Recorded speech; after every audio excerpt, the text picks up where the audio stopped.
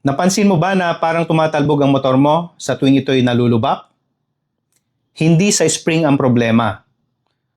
Another day, another good day, everyone. Alam nyo ba na merong tatlong foundation ng suspension tuning? Kung naalala nyo, diniscuss natin last time, ang isa sa mga foundation ng suspension tuning, ito ay sag. Ngayon naman, pupunta tayo dun sa pangalawang foundation ng suspension tuning. Ito ay sa rebound damping ng suspension. Ang rebound damping ang nagko-control sa pagbalik ng suspension after niya mag-compress. Halimbawa, kapag dumaan ka sa malubak na kalsada, pagkalubak, ang suspension ay magko-compress siya, tapos after ng compression, mag-extend uli yung suspension, babalik sa kanyang dating haba. Ngayon, yung rebound damping, siya rin magko-control kung gaano kabilis or kabagal ng suspension. Front suspension man yan o kaya rear shock. Kapag kulang ang rebound damping, ito yung panahon na biglang nag-extend yung rear shock or front shock or tatawagin nating suspension na ang pakiramdam natin ay tumatalbog yung rider or tayo mismo na gumagamit ng motor ay tumatalbog. Pangalawang problema, unstable ang ating motor sa corner exit.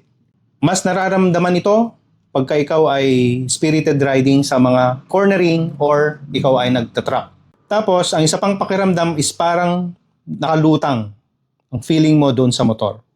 So, yung tatlong nabanggit ko ay palatandaan na ang rebound damping ng iyong motor ay malambot. Paano naman kapag ang rebound damping ng ating motor ay matigas? Kapag matigas ang rebound damping ng suspension, ito ay mabagal bumalik. So, mula compression, ngayon yung rebound damping ang magko-control. Kapag mabagal, ang pagbalik ng suspension, ibig sabihin matigas ang iyong rebound damping. Ang pakiramdam sa motor kapag matigas ang rebound damping ay matagtag. At ang isa pang palatandaan ay nawawala ang grip ng gulong sa kalsada kapag matigas ang rebound damping or kapag mabagal ang rebound damping.